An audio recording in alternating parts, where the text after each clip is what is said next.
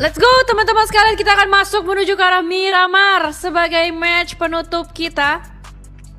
Match dessert kita, kelihatan pasti ternyata RRQ yang mulai tersorot oleh Nongshim, tapi menuju ke arah gudang hijau.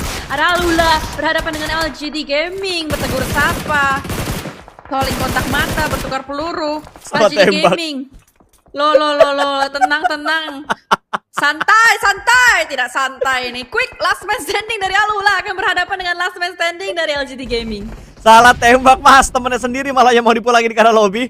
Untung gak ada friendly fire di PUBG Mobile, jadi temannya masih bisa di-up. Tapi Quick akan menjadi pemain terakhir. Di belakangnya ada Tianba, depannya ada LGD. Up dengan mudah untuk menyelamatkan rekannya. Tianba akan kembali lagi bangkit dengan depan anggota mereka, tapi Furia yang hanya menyisakan 2 pemain mereka bakal mendapatkan cobaan berikutnya. Di Pleskia mana tumbang, bisa diatasi dengan sangat baik dengan tiki-taka yang dilakukan oleh 2 pemain yang tersisa ini. Ayala di barisan paling belakang, sementara Chief akan melemparkan granat ke depan. Ayala mendapatkan waktu untuk melakukan healing, tapi lihat gerakan-gerakannya. 1 orang sudah dipulangkan ke arah lobby, granat bakal dilemparkan dan Chief tumbang. Ayala akan menjadi pemain terakhir. Lemparan menuju ke atas sana, 1 melawan 1, jarak dekat hanya terbatas dengan 1 buah bangunan, tapi Favian lebih memilih untuk mundur untuk menyelamatkan rekan terlebih dahulu. Furia juga melakukan hal yang sama. Lomba revive, siapa yang bakal selesai revive terlebih dahulu? Apakah Furia, apakah di Pleskia? Tapi diam-diam KRX merayap, udah mulai mengokang granat. Harusnya first contact menuju ke arah di Pleskia, meledak. Salah kamar, ada di bagian lantai 1. Furia pun ngepres ke arah bagian tangga juga, dibakar Molly. Chief geser, ternyata granat dari Chief Connect menuju ke arah Favian. Berarti secara nggak langsung nih sebetulnya di Pleskia yang terjepit, tapi KRX kok kayaknya nggak komit ya. Masih nungguin angle kosong. Percobaan granat berikutnya ternyata salah sasaran. KRX berputar Hoxi ke arah bagian kiri. Malah kontaknya dengan Furia terlebih dahulu, ada press. Tapi KRX maju mundur. Ini namanya strategi tarik ulur. Dan juga dari QXZZZ akan mencoba kokangan granat menuju ke lantai 2. Masih belum ada yang connect. Masih tercover dengan adanya tembok-tembok yang ada di barisan lantai 2. Hoxi mendengarkan langkah, dia bakal menargetkan menuju ke jendela yang lain, tapi Furia sudah mulai berpindah ke tempat yang lebih aman juga. Ada granat balasan yang akan dilemparkan menuju ke arah sebelah kiri. Tadi kalau granatnya datang di waktu yang bersamaan, mungkin akan lebih memberikan pressnya ke arah pemain-pemain dari Furia. Ada 1 buah granat lagi yang bakal dilemparkan menuju ke lantai 2, tapi belum ke arah yang tepat. Karena di Pleskia ada di arah ruangan yang lain. Furia tidak banyak melakukan pergerakan, bahkan Chief juga menjaga dalam 1 angle-nya kali ini. Cross angle yang coba dimainkan oleh Furia kali ini. Tapi KRX benar-benar ngerespek banget. Tidak langsung maju, perhitungan mereka benar-benar tepat untuk tidak langsung menabrak. Kalau dia langsung nabrak bisa jadi pisau bermata 2. Zonanya nggak ada di rumah ini coy. Ngapain juga memaksakan keadaan. Mendingan cabut, mendingan tarik mundur aja. Tapi Ayala menjadi ninja. Press menuju ke arah bagian smoke, tidak ada siapa-siapa. FPP mode masih dimainkan. Ini dia Blue Zone sudah mulai memaksakan. Waktu sudah tidak banyak lagi untuk kedua tim. Bisa rugi dong. Di Pleskia turun ke arah bagian bawah. Chips melihat, menembak, hampir connect, tapi fightnya masih dimenangkan oleh Furia. Di Pleskia hanya menyisakan 1 yang terakhir. Favian ada di bagian atas. Blue Zone sudah tidak bisa diajak kerjasama lagi, dan Favian turun ke arah bagian 1, lantai 1. Multi ke arah bagian bawah mencari di manakah pemain yang bernama Ayala. Apakah Ayala atau Favian? Rugi banget buat kedua tim ini. Iya. Sama-sama tarik kaki cuy. Bener, cuman lebih ruginya karena Favian sih, karena udah nggak ada banyak healing lagi yang dia punya. Ternyata dia masuk tadi ke dalam untuk mengamankan beberapa healing yang bisa dia looting juga. Masih ada 2 edit yang dipunya, ada beberapa granat yang akan dimasak ke depan sana. Ayala coba ditargetkan oleh seorang Favian, lemparan granat begitu matang bakal bertukar seorang Ayala, tapi Ayala mundur di waktu yang tepat membuat dia selamat. Tapi harus melakukan healing juga. Masih ada boostingan yang dimiliki oleh Ayala kali ini. Battle masih berlanjut. Mikir dah dia mau gerak kemana, gerak kiri, stepnya kedengeran. Favian merespon dengan 1 buah granat. Ayala untungnya dia bergerak masuk dengan cepat, mengganti dengan DBS kali ini. Adalah Edkit yang terakhir digunakan oleh Favian. Langkahnya terdengar lagi, dia berputar menuju ke arah sebelah kanan, tapi Ayala memilih dengan menggunakan M4. Close combat bakal terjadi. Favian bakal langsung lompat begitu aja. Jump shoot indah dari seorang Ayala masih belum bisa membuahkan hasil, dan Favian memenangkan fight ini berkat bantuan dari Blue Zone. Tapi Favian juga bakal pulang menuju ke arah lobby. Nothing fight yang dilakukan oleh kedua pemain tersebut. Dan juga Naruto yang akan berkolaborasi. Bentar, ngomongin kolaborasi, ada yang sudah mulai bertatap-tatapan. RRQ mulai beradu kontes dengan S2G, saling melemparkan granat, belum ada yang membuahkan hasil. Tapi lihat lapar, harusnya bisa memberikan satu buah splash damage, tapi ternyata S2G masih bisa menjaga jarak dengan sangat-sangat aman. Kami pun membalas granat tadi menuju ke arah tim RRQ, tapi RRQ masih belum terjangkau oleh granat-granat dari S2G. Ada split yang dimainkan oleh S2G, 3-1 split yang mereka mainkan kali ini. Solkai mencoba memberikan distraction dengan pergerakan mobil bagi yang menarik mundur ke arah belakang. Berharap RRQ lengah, tapi RRQ pun nggak bergeming dari posisinya saat ini. Lompatan dari lapar harusnya bakal terdengar. Kami bakal merespon pergerakan dari lapar. Granat dilemparkan, Kami low health. Hati-hati lapar, di kananmu masih ada orang. Jangan sampai lengah. Hati-hati lapar, itu kananmu masih ada orang. Masih ada yang nge-prone, bakal dicek sama lapar. Tapi lapar gak lihat. Hamsik bakal melakukan tembakan terlebih dahulu.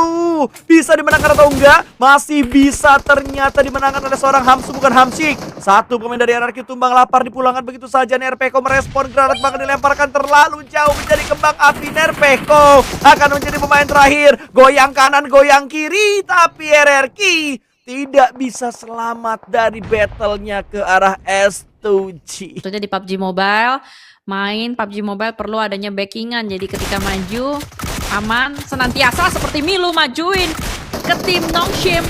Ada press yang dimainkan, ganti senjata. Langsung sakit perut seorang Hyunbin. Down satu pemain dari Nongshim. Milu akan mencoba untuk menanam. Wah! Tapi akan ada balasan lagi dari So Easy. Menuju ke arah seorang Milu. Loncat ke arah bagian bawah. Tienpa gagal untuk bisa meratakan Nongshim. Bigetron mau naik telat. Telat abangku. Terennya terlalu susah untuk naik.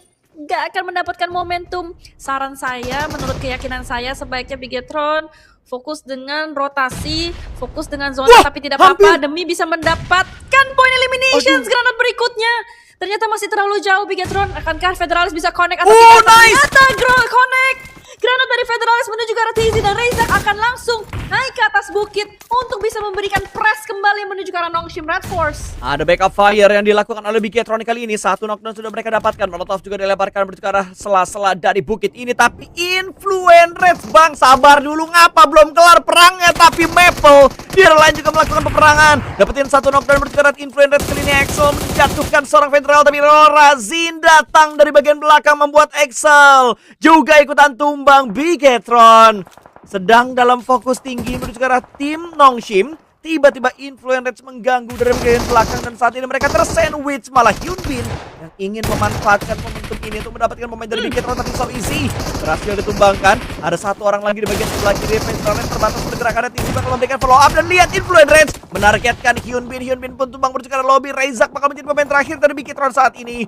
Benar-benar menyulitkan angle yang dipunya oleh Bigetron karena harus berfokus menuju ke arah dua tim yang berbeda. Sudah dipulangkan Nongshim ke lobby. Kali ini Bigetron hanya tinggal menghabisi Influence Reds, tapi jumlahnya udah kalah 3 lawan 1.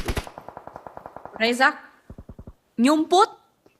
Aku adalah batu, aku adalah tebing, tebing adalah aku. Influence Reds masih mencari yang terakhir. Lil Boy knockdown, perlu diselamatkan terlebih dahulu. Aduh, sisa satu ya. Sisa satu, zona kayak gini menurut gua lifespan-nya pendek sih. Tapi kalau ada keajaiban, kenapa tidak? Reizak akan berharap ada pemain Influence Reds loncat ke arah dia. Atau sebaliknya, atau bagaimana, saya masih belum bisa membaca masa depan. Karena dimana dari Reizak masih nyumput. Influence harusnya geser ke kanan sih. Mereka nggak bakal turun ke arah bagian kiri. Secara logika mereka turun ke arah bagian kiri itu bakal kena fall damage cukup dalam. Malah yang tersenyum lebar adalah tim-tim yang sudah ada di dalam All Gamers, salah satunya yang masih lengkap dengan 4 pemain mereka. Bahkan Arena yang sedang terpress juga ada di belakang batu. Federal juga sudah mulai tertangkap basah oleh seorang Ziol. Gak akan banyak ruang gerak yang dimiliki oleh tim yang belum masuk ke dalam zona. Bigetron, Reizak akan late rotation. Kayaknya mereka atau dia bakal telat masuk, membiarkan orang-orang gerak dulu ke arah bagian depan. Semoga dapetin beberapa steal eliminations. Tapi hujan granat dari All Gamers menuju ke arah rumah bata. Weibo Gaming juga dalam bahaya.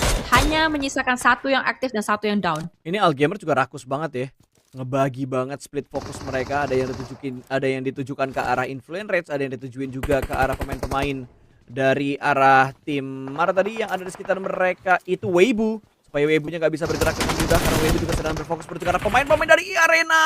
Itu kolong mobil kelihatan tapi Arena nggak nembak menuju ke arah pemain dari Weibo, malah Suki bergerak dan bersembunyi di balik sebuah pohon. Kali ini Sansan Z termakan flower, mendapatkan angle bebas banget untuk mendapatkan pemain dari tim Weibo, dan Weibo pulang harusnya mereka menuju ke lobby. 6 tim tersisa kali ini. Bigetron masih bertahan di tangan seorang Rezi. Rezak. Oh sorry, Rezak. Ada Rere-nya juga. Sama-sama Raze tapi All Gamers akan keluar dari kandangnya untuk menekan pemain. Iya, Arena Maple berhasil untuk menaklukkan turn DK. Ada balasan dari seorang Swerve maju tak gentar.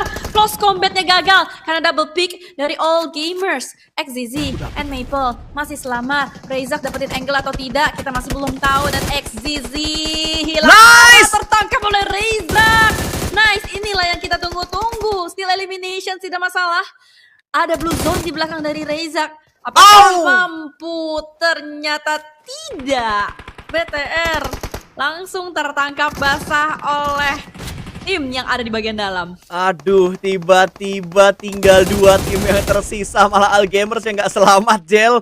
Terlalu sibuk tadi mereka untuk menyeberang menjadi santapan dari Bigetron. Ada penculikan elimination, dan kali ini last man standing Lorazin berjuang sendirian. Granat bakal dilemparkan terus-menerus. Lorazin kembali lagi menuju ke balik batu ini. 2 granat begitu matang, lemparan tipis saja. Killing sedang dimaksimalkan, 2 granat masih miss. Akan ada sandwich kanan dan kiri. Refus mendapatkan Lorazin, dan winner chicken dinner diamankan oleh Aurora di match yang kelima. Ini menjadi chicken ketiga mereka di Grand Final.